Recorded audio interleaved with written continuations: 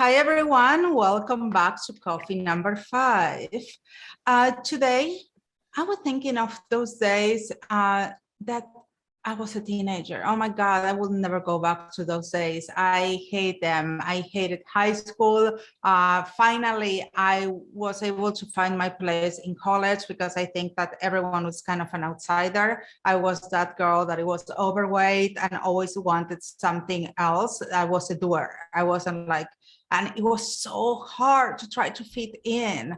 And at some point in my life, I just say, screw it. And I am where I am today, I think, because I accept that I will never fit in and I will never force myself to fit in anymore.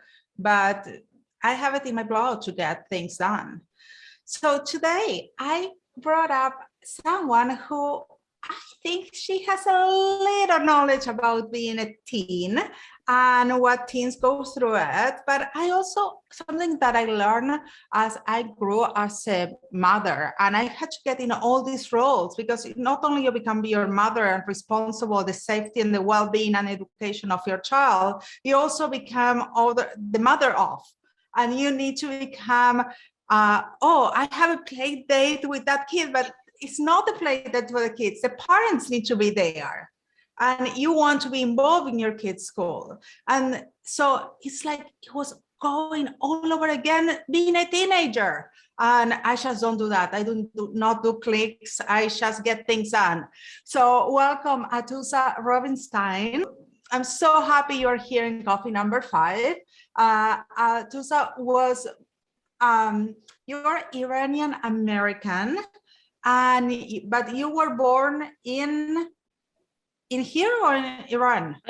First of all, thank you for having me. And Pleasure. I was born in Tehran. Yep. Oh, wow. Okay. So you're like me, that we have, it's amazing because I think that we have maybe a different mindset because we have a cultural background that give us a different values as well. And then we learn the values from the US and then we mix them up. You were the editor-in-chief of 17. Yes. And Cosmo Girl as well. And Cosmo Girl. And I mean, that's tough to be thinking for content for a teenager. It's like because it's a tough age. Well, at the time it was kind of easy because I was the youngest editor-in-chief in the history of Hearst. So it wasn't many of the other editor-in-chiefs at the other magazines for the teens were the age I am today. So they were full grown-ups with children. I was 26. So to me, having been a teen was just almost felt like yesterday. And I felt more like a big sister. And I knew more than I did as I was a teen. Than when I was a teen, I had more perspective, but I still understood what it was like. And so for me, it was actually super fun. So, like I was saying in the intro, did you feel also that we go back in different stages of our life to try to be a teen somehow and fit in? Because I feel like I had to do that as a mother, but also as a business owner. We always trying to fit in certain contexts and try to connect with individuals that they are similar to us. For example, me being having a company made me, I don't know if to lose friendships because I still value and love those people, but I have a very different place to connect. That my life is my business, my kids. I have so much going on that I cannot be in a day-to-day of little things. Yeah, well, I think one of the things that I always felt very strongly about is that adolescent time is, a lot of times people just want to be like, oh, teenager, like that's for kids, or that stuff is silly. But I actually think it's a very important time, and it's a very rich time that we can draw on, like you said, even as adults, like we'll fall into those same themes of, like you said, fitting in, or feeling deficient, or wanting to be better, wanting to get better and stronger at different things. So I think that to sort of look at that time of life a little bit seriously, I think is good. And that was one of the things I did when I was back at the magazines. rather than sort of doing a bunch of goofy articles, we would bring in people like Don Miguel Ruiz or Marianne Williamson, just really interesting authors that took the things that the readers were going through very seriously. And even for me as a grown-up, when I would read those articles, they were relevant to my own life as well, because we all deal with, whether it's drama or ups and downs, it's not that dissimilar. Because there is this perception about women's magazine or girl magazine that is all about the quizzes and giving tips. And I mean, we've seen so many rom-coms about people working in magazines, and the life of the magazine, that's not real, what we see in the movies. What's the life of the magazine? Tell us a little bit about how it is real. Yeah, like there's certainly things about Devil Wears Prada that are very real. I mean, when I, when I was working at the magazines, my best friend is a big guy in the music business. And when I was working, he used to call me Clap Clap Girl, because I would just, whatever I wanted, I would just clap clap, and some minions would get it done, or that I would, wherever I wanted to go, my assistant would just like sort of point me in a direction, tell me to walk, and I'd just go to my driver and he would drive me places. There are clothing allowances, it was a very over the top time. There was a lot of spending, whether it was, I remember there was a celebrity publicist that's very powerful that was very angry with me because I bumped her celebrity for somebody else on a cover. And the way that I apologized was sending her like a Prada bag, with all the bells and whistles. So it is pretty over the top. Not necessarily exactly what you see in the movies, honestly, because it's probably was more over the top and more elegant than you can portray. What I want to ask is like the real work, because there is really real work done. Yeah, but you're also really working. Yes.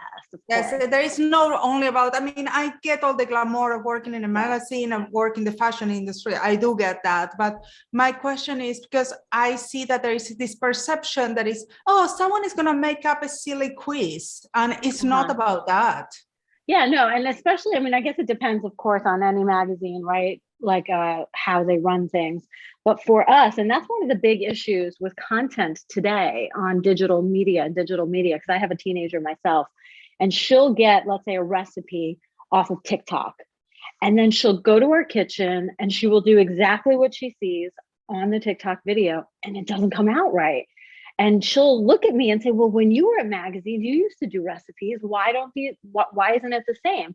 Well, because when we were at magazines, we had copy editors, we had fact checkers, we had really smart people that were combing through every recipe and every article and making sure every fact is exactly right. They're not going to do the recipe once, they're going to do it 3 times to make sure that when our beloved reader is trying to do it in her kitchen, that it makes perfect sense and it works. So yeah, no, there's a tremendous amount of hard work from every single person on staff. I mean, I used to work often until 11 o'clock at night. I've had days where there was a couple of days where I did 48 hours in a row, and maybe I would nap on my couch. So, depending on deadlines and whatnot. Well, I used to work in the entertainment industry, and it's exactly the same thing. People don't know, you see the red carpet, but you don't know how much work goes behind the coverage of red carpet. That will need to be there so early and then stay much longer, and the after parties, and then you need to go and edit the footage. That's right. So it's like you're not there. It's sort of like you kind of look good because you're wearing a nice dress or whatever, but you probably are sweaty, smelly, rushing. Oh my God! You know what I mean? Putting deodorant on and like bumping with it. Now it's not so much like that, I understand, but you're like trying to get your space in the carpet to get that right from someone, and yelling and come back from the event without no voice, and your feet hurt. Yeah, and even if you're not like actually creating content like you were and your colleagues were, for me, like I would be having to rush because I'm still working on a deadline, literally in the car service, putting on deodorant, going to the Met Ball, and then looking at my watch, knowing that my team is waiting for me and I would leave early in order to get the work done. So there are definitely moments that you're like, oh, this is kind of cool, but you don't even get to experience this is cool because you have so much to do. It's part of your job description. It becomes part of your job description. Yeah. I love that you were talking about the digital world, because I feel like the digital world affected a lot of the mediums that we know from before. But how do you, besides what you told us, how do you feel like the magazines, the teens magazines or women's magazine were affected by the digital world, and how they meet if they met somewhere in between, and how to be digital and still creating incredible and relevant content? I mean, I don't think they really exist anymore. So I would say the digital world kind of annihilated it, not because necessarily the content was better, but because the delivery system was better. And, one of the things that has happened as a result of digital, and it's interesting to me, when I was an editor and prior, editors-in-chief of magazines were really, it was like a very coveted role. And they were in some ways celebrities. And as digital has become more powerful, what's so interesting is rather than the print media sort of, I don't know, better arming their print brands to do more interesting and innovative stuff in the digital world, they've kind of done the opposite. And so now the editors, I'm sure they work just as hard, but they have a much lower profile. Nobody knows who the editor of any magazine is anymore, and much less looking to them for any sort of thought leadership. And the content sites of the magazines are just meh. It's just like another website full of blah blah. And it's unfortunate because I think the curated content is really not in a good place right now. There are platforms like Instagram and Twitter and others like it that I think people are gathering at and looking to, but there isn't, it's very democratic. It feels to me like when I go on TikTok or I go on Instagram, it just feels like I'm eating pirate's booty, like just junk, junk, junk, junk. And it almost feels addictive. Like I'm just doing this because I have nothing else to do, as opposed to, I remember, call it 20 years ago, my friends and I in the industry would have like a stack like this of magazines from Europe, and we would spend the weekend just like tearing things out, and it was so inspiring. That just doesn't. Yeah, I never thought about that. And now that we were talking, I started thinking like, I don't have my subscriptions of magazines anymore. And not because I didn't love the magazine, I just feel like the content wasn't as relevant anymore. And it's not that I replaced that content for something that I find online. I just stopped consuming certain content. Yeah, because it's really not relevant. Their budgets have been cut. There used to be, there was a moment when I was working at my old company where they were interested in talking to me about another brand at the company that was like a very big brand. And what I had heard from inside that brand was they were cutting like the budgets for messengers and like cutting from all these different places that would make it hard to make a beautiful piece of art that people would really want to get their hands on once a month. And that was just the trajectory our business was going in. Well, we need to explain to the audience that this is not because they want to cut corners. It's just also because the sponsors started putting a lot of money in digital, and they start cutting their budget from magazines. So either this magazine had to start cutting these expenses or lower these expenses to try to keep maintaining the magazine. That's right. That's right. And so in order to make the business work, it just, they've had to make these changes that I think also get in the way of creating really incredible photographs and just incredible content. Yeah. So I do think, we're really ripe for something exciting. Hopefully that something exciting is digital, but curated, as opposed to sort of curate, influencers and being curated by regular people. Because I think that we're missing the editor's eye. That's Absolutely, my absolutely. opinion. I love that you were bringing up the curating point of view, because I truly believe that content drives action. The the right content drives the right action. And I always say that it needs to be content with intention, that what do we want from an article? We want to feature a person, we want to feature a collection, there's so many points of view of what we might want to do with an article. And I feel like lately it's just content with pushing content. Yeah, So it's just, it almost just, and it's algorithm based and not there. It just doesn't, I remember for some reason, when you were just talking, I remembered Martha Stewart as a curator for weddings. And she had a young woman who worked for her back when I was planning my wedding. I think she was a long time. She probably still works there. I think her name is Darcy. And I remember like just waiting for every issue of Martha Stewart Wedding, because the curation was so impeccable, and the flowers she chose, and just everything. And I remember like that, I just was waiting with bated breath for every issue as I was planning my wedding. And that kind of excitement, I don't feel that about anything. I kind of feel dread. Social media fills me with dread, not because it makes me feel bad. It just feels like a bunch of garbage. I mean, nice to hear from friends, but outside of that, like in terms of like the content, it's hard. I mean, it's something that I have groups in social media. I don't have almost time even to do social media, but I'm on social media on research all the time. And it's very hard to find good content that you want to say, okay, I mean, the motto of my agency is to raise the bar. And it's easy to raise the bar for whatever it is they are, but it's not necessarily what it works at the same time. Right. Because as you said, we need to be thinking about algorithms, and we need to think about what people want. And I think that we really lower the bar of what people want, and we got them used to have amateur content. Yeah, and it's just addiction at this point. It's just swiping.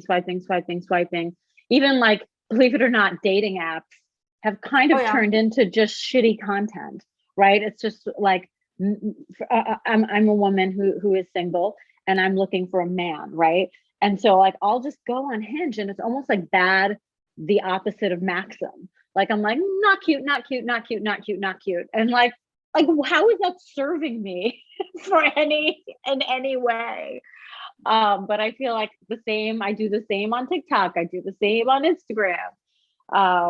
It's pretty bad. Okay, so from your experience, being the experience of having a real magazine, and also you were working in the times that you started to mutate into the digital world, how can we create or curate better content for social media?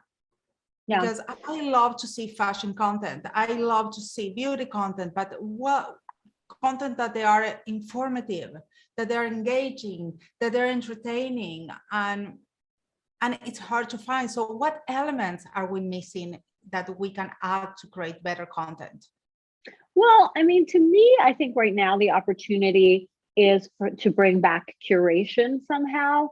So to bring like that experienced editor's eye to, and it could be even working with influencers. So rather than, in the past, right, fashion departments would be made of, usually it was young women and men who were coming to New York to work at magazines.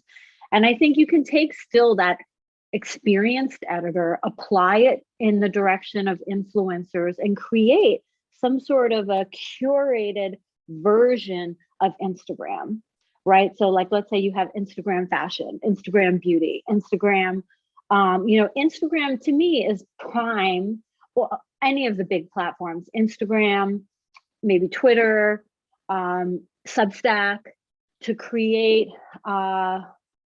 curated divisions that maybe take some of take the editor's eye and put it towards some of their more influential content creators, and also give those people a little direction so that it can be a little bit more, like you said, exciting, and like create that feeling of like waiting with bated breath for something new. Yeah, to want to come back. I mean, to Yeah. me, it's really hard to find accounts that I want to follow that I say, oh, what are they going to come up with today? Because they're just a person, like that person. Everybody, I'll never forget. One of my writers once said to me, and this is someone who's a very well-known and very well-respected writer. She said, everybody needs an editor. And I think that's kind of what's missing in content, is there's no editor. Every jackass wakes up and it's like, this is cool. And yeah, some days it is cool, but other days, well, you'll be surprised. Like one of the roles in my agency, I have a proofreader and editor, and nothing can go out without being proofread and edited. Right, which is great. But I think when we're talking about having media content that gets a lot of eyeballs, it's a different level of editing, right? It's a different kind of editor that can curate these kind of big picture ideas. And, when we're talking about magazines today, they're not doing it, right? They don't have the level of editor because they don't have the budgets to pay those editors. And a lot of those editors, like Braden Carter, has his own thing now. A lot of those editors are doing their own smaller projects, including me. Yes, but there is something else that I think we're forgetting to not mention. The quality of the people that the new generations are different, and they don't want to be edited. Yeah, and that's up to them. I mean, to me, the onus is on the big media companies to come up with a better idea, to just see that there is this opportunity. People want curated content.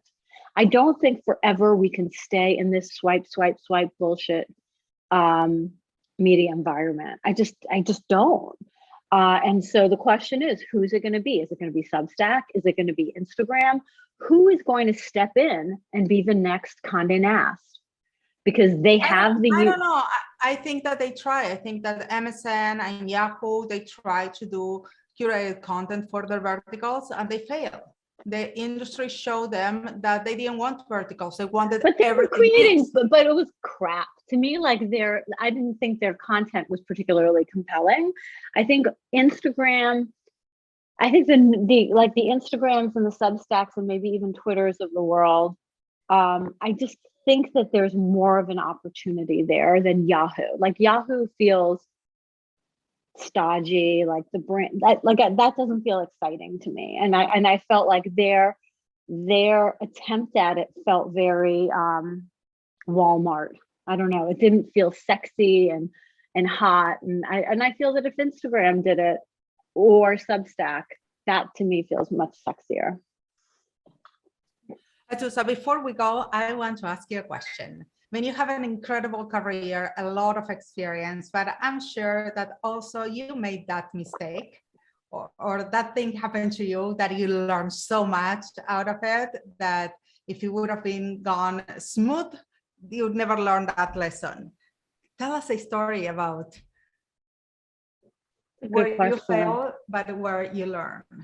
Yeah. First of all, I only learn by making mistakes. I'm one of those people that always learns by making mistakes. I'll tell you a very, very early mistake.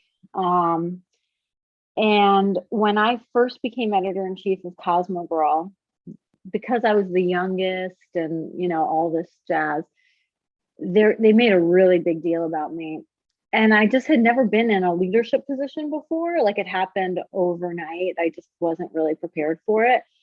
And I just was kind of just like a little kid, just like taking in all the praise. And I remember I was kind of toasted at this